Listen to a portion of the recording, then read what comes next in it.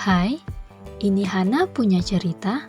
Kamu sedang mendengarkan If You Can See Me Part 20. Silahkan pasang earphone-nya dulu ya. Sini, aku temanin tidur.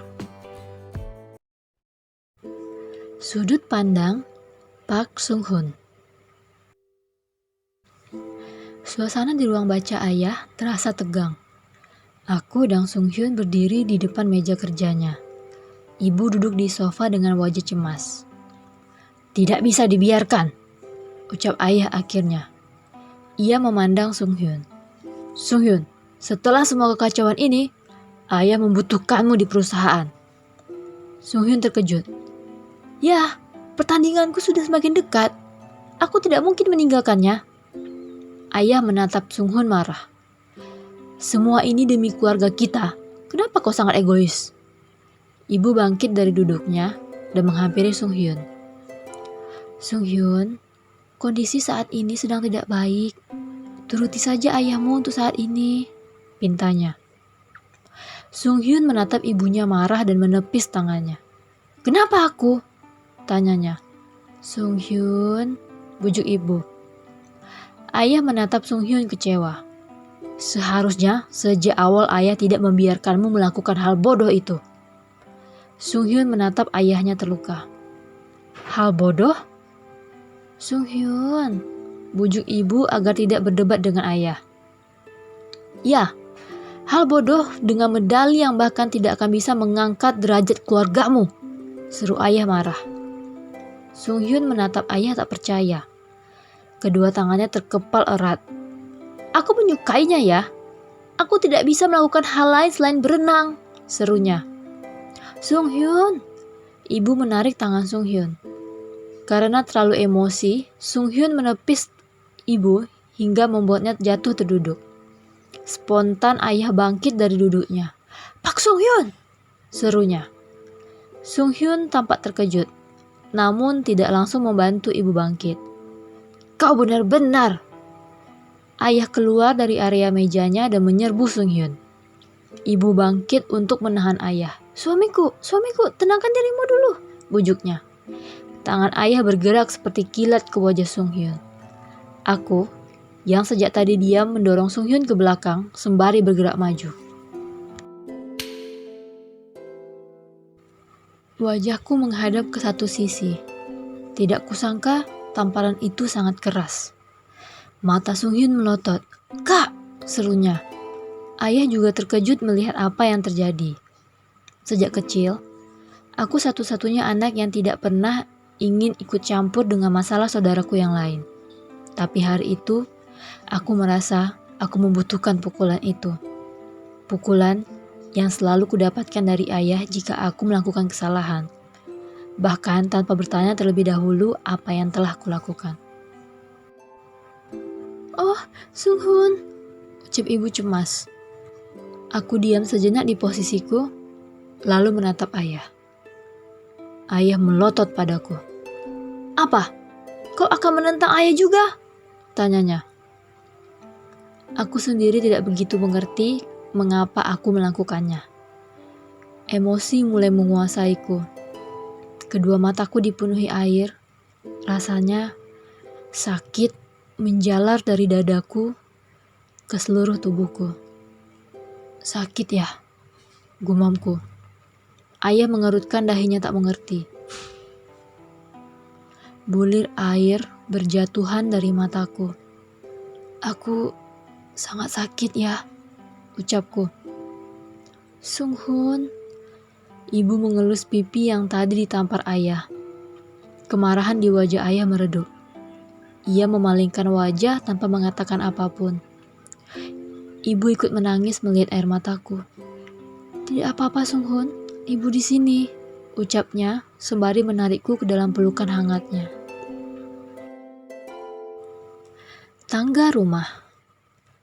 Aku duduk di sana seorang diri, berada di kamar yang sudah lama kutinggalkan juga terasa asing. Aku tidak bisa keluar dari rumah karena wartawan belum juga pergi. Ibu menghampiriku dan duduk di sebelahku. Ia menatapku hangat. Kau sudah baik-baik saja? Aku mengangguk pelan. Ibu tersenyum dan mengambil tanganku yang besar, juga mengelus punggung tanganku. Kau tahu, kau bahkan tidak menangis setelah Sung Jun memukulmu ketika kecil. Tapi sekarang, kau menangis karena seorang gadis? Aku tertegun memandang ibu. Apa maksud ibu? Ibu menatapku lekat. Kau pikir ibu tidak tahu? Tanyanya. Walaupun ibu tidak melahirkanmu, Dang Sunjung, tapi ibu selalu tahu apa yang terjadi pada kalian. Aku tertegun cukup lama. Pembahasan tabu yang bahkan di dalam keluarga pun tidak pernah dibicarakan. Benar, ibu yang membesarkanku dan Kak Sung Jun bukanlah ibu kandung kami. Ibu sempat divonis mandul. Jadi ia harus berbesar hati membesarkan anak-anak ayah dari perempuan lain, yaitu aku dan Kak Sung Jun. Hingga suatu hari ibu hamil dan lahirlah Sung Hyun. Tapi walaupun begitu, ia adalah satu-satunya ibu yang kukenal. Tidak ada hal lain yang bisa menggoyahkan hati seorang pria dewasa kecuali ibu mengarahkan telapak tangannya ke dada kiriku, seorang wanita yang telah berhasil mencuri hatinya. Mataku memandang ke bawah. Sung Hoon, panggilnya, membuatku kembali memandangnya. Kau tahu apa yang membuatmu selalu menjadi favorit ibu di antara kalian bertiga? Aku tidak menemukan alasan yang sesuai, jadi kepalaku menggeleng. Ibu tertawa kecil mengingat sesuatu. Ketika kecil, tidak seperti anak lainnya yang menunjukkan apa yang mereka rasakan dengan merengek atau marah-marah. Kau mengatakan semua yang ada di kepikiranmu dengan kata-kata. Ceritanya lucu. Ibu bahkan terkejut ada anak sepintar kau dalam menggunakan kata-kata. Seulas senyum muncul di wajahku sembari memandang ke bawah. Sejak kecil, karena tidak ingin bermain dengan Kak Sung Jun, aku selalu menyelinap ke ruang baca ayah dan membaca buku-buku di sana. Ibu mengelus punggung tanganku sekali lagi. Orang-orang sekitar, termasuk ayah, berkata kau sangat sulit dibaca. Tapi tidak begitu bagi ibu, ucapnya. Aku memandangnya ingin tahu. Ibu menatap kedua mataku dalam. Karena, walaupun tidak terlihat di wajahmu, kau menunjukkan semuanya di tatapanmu. Aku sangat tersentuh karena ucapannya. Aku tidak pernah mengerti mengapa ibu yang tidak melahirkanku bisa sehangat ini. Ibu memandang ke bawah dengan hembusan nafas berat. Ibu tidak membenarkan apa yang Sun Jun lakukan. Tapi ibu tahu ia sangat kecewa setelah mengetahui bahwa ibu bukan ibu kandung kalian. Ia menggantung ucapannya beberapa saat, lalu memandangku. Tanpa sadar, ia membenci wanita-wanita yang menyebutnya pria baik. Ibu merasa bersalah pada semua wanita yang telah meninggal itu. Kepalaku menggeleng. Tidak, Bu. Itu bukan salahmu, ucapku. Apa yang telah dilakukan Kak Sung Jun adalah hal yang harus ia pertanggungjawabkan, bukan kesalahan dari orang lain. Ibu diam sejenak, lalu kembali menatap mataku. Seulas senyum terbentuk di bibirnya. Nanti, setelah kau memiliki anak, kau akan mengerti, ucapnya. Karena anak hanya mengikuti apa yang orang tuanya ajarkan, Sung Hoon. Aku diam sejenak menatap ibu. Apa ibu tidak membenciku? Atau Kak Sung Jun? Tanyaku. Ibu tampak berpikir, lalu tersenyum. Bohong jika ibu berkata tidak membenci kalian, ucapnya sembari menahan tawa. Tapi semua itu bukan salah kalian. Kalian tidak membawa kesalahan orang tua kalian. Tatapannya semakin lembut. Yang kalian tahu, kalian membutuhkan seorang ibu. Aku sangat mengaguminya. Dari sejak aku mengetahui ia bukan ibu kandungku hingga detik ini, saat kami berbicara di tangga. Aku menarik tanganku dari pegangan tangannya dan memeluknya. Terima kasih, Bu. Ibu mengelus lenganku. Kenapa berterima kasih? Tanyanya lucu. Obrolan dengan ibu membuatku semakin kuat. Aku tidak ingin membuatnya kecewa atau diriku kecewa. Aku terus mengikuti perkembangan Nona Hyunjin dari jauh. Aku bahagia mendengarnya kembali sadar. Terasa seperti beban di pundakku telah terangkat. Tak lama setelah pemulihannya, ia kembali ke Georgetown. Ya, tempat yang paling baik untuknya. Aku sempat kembali ke perusahaan untuk mengurusi beberapa hal. Ayah berencana aku akan menggantikan posisi Kak Sung Jun dan akan menjadi pewarisnya setelah pensiun. Tapi ada kekosongan di dadaku. Semangat juangku di perusahaan sudah tidak ada. Aku tidak lagi tertarik dengan rapat direksi, mendengar ide baru untuk perusahaan, atau memeriksa laporan tentang perkembangan produk. Aku kehilangan diriku sendiri. Jadi kuputuskan keluar dari perusahaan dan mengejar hal baru. Dengan semangat baru, aku pindah ke Georgetown, di mana Nona Hyunjin berada, mempelajari bisnis coffee shop dan mengumpulkan orang-orang yang bisa kupercaya untuk memulai bisnis itu. Dan disinilah aku berdiri, di depan persimpangan jalan yang sangat strategis. Walaupun di Amerika dan sedikit berbelit, aku berhasil membeli 1 unit di persimpangan itu. Bibirku membentuk senyuman menatapnya.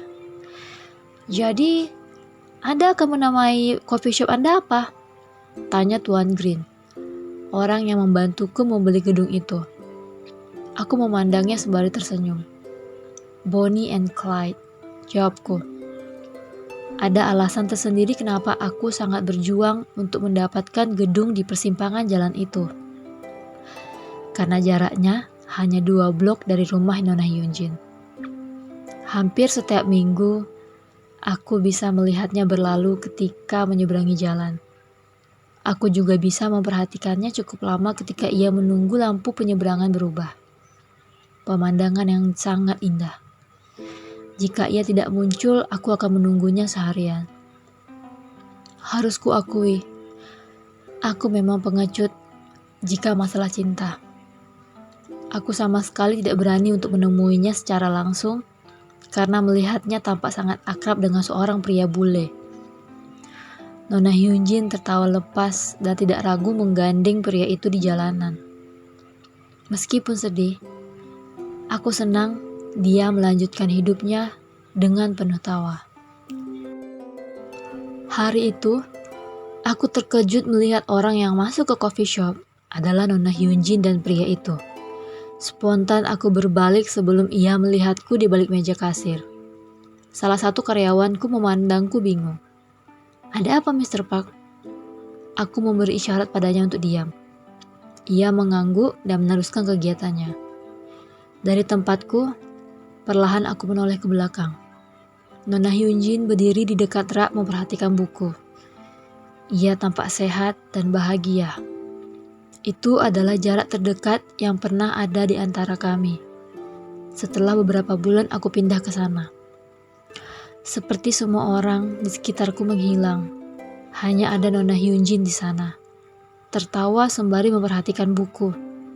Senyuman mengembang di wajahku. Lama tak bertemu, gumamku sendiri. Hari itu, aku merasa lebih merindukannya dari biasa. Aku datang ke panti jompo tempat ia bekerja dan melihat para jompo di sana sedang dikunjungi keluarga mereka. Terlihat hangat dan menyenangkan. Ada keluarga Asia juga di sana. Perlahan, kakiku menyusuri jalan setapak hingga tiba di pintu masuk. Setahun lalu atau lebih, aku berdiri di tempatku dengan sebuket bunga untuk menjemput Nona Hyunjin dan memberitahunya tentang tanggal pernikahan kami. Aku tidak tahu akan merindukan hari itu. Aku merasa ingin kembali ke waktu itu dan mengulang semuanya. Aku terkejut saat menyadari Nona Hyunjin dari dalam menatapku kaget. Seperti pecundang, aku langsung bergegas pergi. Jantungku berdegup kencang seperti anak kecil yang ketahuan mencuri sesuatu. Aku menyembunyikan diri di balik pohon yang ada di halaman. Tanganku memegang dada. Setelah sedikit tenang, aku mengintip dari balik pohon. Nona Hyunjin menghampiri seorang pria berwajah Asia yang tadi kulewati. Namun wajahnya berubah kecewa. Apakah ia berharap bertemu denganku? Tapi, itu adalah jarak terdekat. Aku bisa melihat wajahnya. Sangat dekat. Hingga aku hampir memanggil namanya. Aku segera tersadar sebelum melakukannya dan berbalik pergi. Apakah pria pengecut sepertiku masih punya kesempatan untuk menemuinya? Sore itu terasa sedikit kelabu. Mungkin hanya aku. Mr. Park, lampu nama kita macet lagi, lapor Kevin, pekerja part-time campuran Asia Amerika yang bekerja untukku sejak bulan lalu. Oh ya, aku bangkit dari dudukku dan berjalan keluar bersamanya. Kevin menunjuk lampu nama di atas pintu. Lihat, N untuk Bonnie-nya tidak menyala satu. Aku menghembuskan nafas. Kenapa dia juga memperlakukanku seperti ini? Gumamku dalam bahasa Korea. Kevin memandangku bingung. Hah? Tanganku terlipat di dada menatap lampu yang tidak menyala. Oh, kau baik-baik saja? Spontan kepalaku menoleh ke arah suara yang terdengar familiar itu. Mataku terpaku pada seorang gadis yang berjongkok di sebelah seorang anak kecil. Ia tersenyum lebar, lalu bergerak bangkit. Seperti adegan di drama TV, semuanya bergerak lambat hingga ia menoleh ke arahku. Untuk pertama kalinya setelah setengah tahun, aku membuka coffee shop ini. Aku bertatap mata secara langsung dengannya. Sudut pandang Park Sung Hoon berakhir di sini.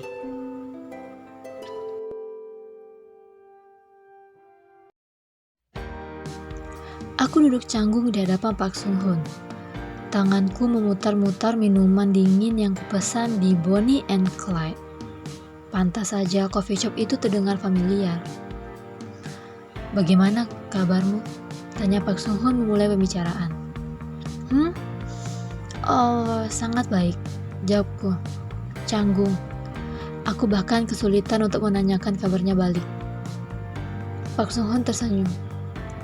Kau melanjutkan hidupmu, ucapnya. Terdengar lega. Ucapan itu membuatku tidak nyaman. Aku sendiri tidak yakin sudah melanjutkannya atau masih terkungkung di masa lalu. Bibirku membentuk senyuman tipis. Sudah berapa lama kau membuka tempat ini? Tanyaku mengalihkan pembicaraan. Park Sung Hoon memperhatikan sekitar. Sudah 7 bulan, kurasa. Aku tertegun. Selama 7 bulan, kau sudah di sini? Tanyaku tak percaya. Maksudku, Jordan? Park Sung Hoon tersenyum tipis. Aku sudah mulai tinggal di sini sekitar 9 bulan lalu. Aku diam cukup lama menatapnya. Entah mengapa merasa kecewa tanpa alasan. Kenapa kau tidak menemuiku? Tanyaku akhirnya. Park Sung Hoon diam sejenak. Ia menghela nafas dalam dan kembali berbicara. Karena kau telah melanjutkan hidupmu, jawabnya.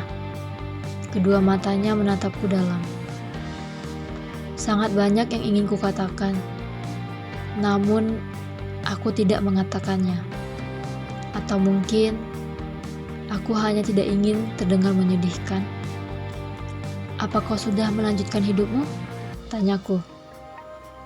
Park Sung Hoon mengangkat kedua tangannya, bermaksud menunjukkan tempat kami duduk saat itu. Kau sudah melihatnya, ucapnya. Ya, Benar, bodoh sekali aku. Lalu perusahaan bagaimana? Tanyaku. Pak Sung Hoon perlu beberapa waktu sebelum ia kembali berbicara. Ayahku akhirnya setuju untuk menggunakan jasa manajemen profesional saja. Aku memilah kalimatku beberapa saat. Kenapa kau tidak meneruskannya saja? Tanyaku. Pak Sung Hoon berpikir lagi. Aku juga tidak tahu. Aku hanya merasa perusahaan itu bukan tempatku lagi. Jawabnya. Ucapannya membuatku menghela nafas berat. Untuk orang yang dibesarkan untuk menjadi penerus perusahaan, pasti sangat berat memutuskan keluar dari segala hal yang ia ketahui seumur hidupnya. Pak Sung Hoon tersenyum tipis. Lagi pula, Dewan Direksi tidak akan merasa senang jika aku yang menjadi penerus. Adikku juga sama sekali tidak tertarik dengan bisnis. Yang ia tahu hanya berenang, jadi ia mengangkat kedua bahunya. Lebih baik memulai hal yang baru, ucapnya. Ia tampak tidak terbebani mengatakan itu. Dan sahamku juga masih ada, jadi tidak perlu khawatir. Ia berusaha membuat lelucon. Benar, dia adalah Pak Sung Hoon yang kukenal. Dia tidak akan menyerah akan hidupnya. Bibirku membentuk senyuman. Syukurlah, ucapku. Di sini kau juga bisa ikut berburu di musim berburu tiba. Sorot mata Pak Sung Hoon berubah antusias. Aku sudah mendaftar agar mendapat lisensi berburuku di sini. Sepertinya aku bisa mulai berburu musim depan, ceritanya. Senyumanku semakin lebar. Benarkah? Pak Sung Hoon mengangguk membenarkan. Banyak hal yang harus kupelajari dengan sistem berburu di sini. Jadi, syukurlah masih banyak waktu. Melihatnya lebih santai, membuatku lega. Nada bicaranya sedikit naik, tidak berat seperti biasanya. Dia benar-benar sudah melanjutkan hidupnya. Syukurlah. Sampai di sini dulu ya. Aku upload hari Senin dan Selasa malam. Jangan lupa like, komen, dan subscribe. Sweet dream.